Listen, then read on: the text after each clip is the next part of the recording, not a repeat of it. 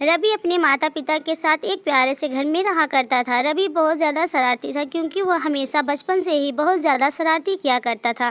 रवि अपने माता पिता का एक भी कहना नहीं मानता था। वह हमेशा से ही अपने माता पिता के खिलाफ रहता था तथा जब भी उसके माता पिता उसे पढ़ाई करने के लिए भेजते थे तो जाने के लिए नहीं कहता था। आपको बता दें कि रवि बचपन से ही बहुत ज़्यादा शरारती था और शरारत करते करते ही वह बड़ा हो गया था।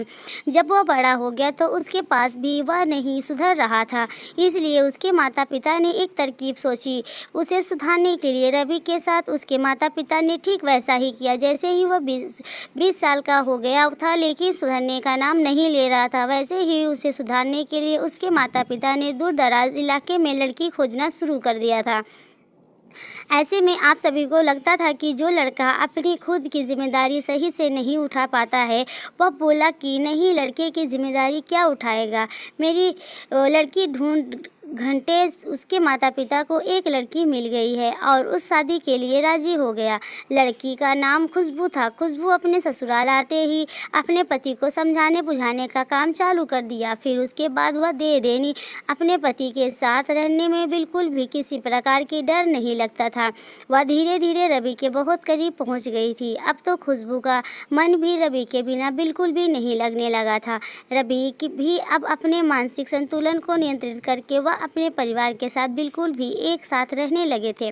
धीरे धीरे दोनों में सबसे ज़्यादा गहरा प्यार हो गया था। फिर उसके बाद वह अपने परिवार के साथ खुशी खुशी रहने लगा था। एक दिन की बात है, रवि जब अपने काम पर से घर आ रहा था तो रास्ते में उसे किसी कारण बस दुर्घटनाग्रस्त हो गया था। आपको बता दें कि रवि दुर्घटनाग्रस्त होने के बाद वह बिल्कुल भी चल फिर नहीं सकता था। फिर उसके बाद उसकी पत्नी खुशबू से कहीं ज़्यादा प्यार दुलार से उसके सभी काम किया करती थी। धीरे धीरे जितना धनराशि रवि कमाया था वह सभी रवि के इलाज में खर्च होने लगा था।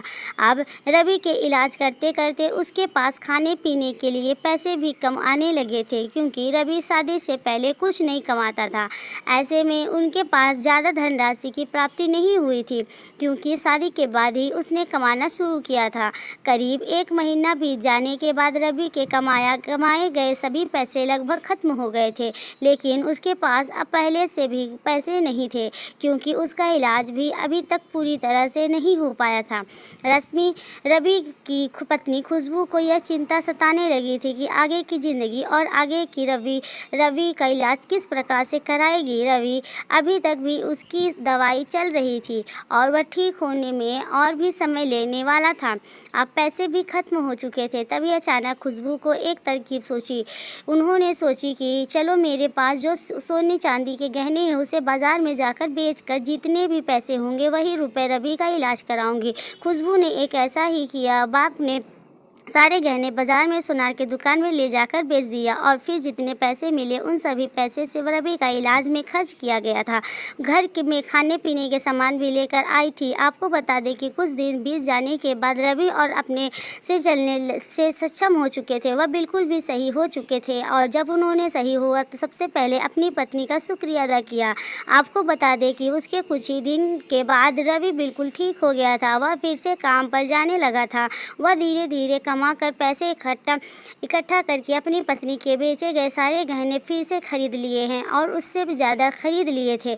आपको बता दें कि उसकी ज़िंदगी अब शादीशुदा ज़िंदगी है, याद बेहतरीन चल रही थी। अब उसकी ज़िंदगी में एक नन्हा मुन्ना बेटा आ गया था जिसका नाम रवि, और उसकी पत्नी बहुत ज़्यादा खुश रहती थी। जल्दी रवि काम करके घर आ जाता था। वह अपने बेटे को खिलाने में सारे गम और थकावट भूल जाते थे। आज की तारीख में हम लोग पति पत्नी की प्यार की कहानी, जो कि husband wife romantic love story के माध्यम से आप सभी लोगों को बताया जा रहा है। उम्मीद है कि आप सभी लोग भी अपनी पत्नियों से बहुत ज़्यादा प्यार करते होंगे क्योंकि सभी लोगों को अपनी अपनी पत्नी बहुत ज़्यादा प्यार भी होती है और वह अपनी पत्नी को बिल्कुल भी कभी उदास नहीं देख सकती हैं।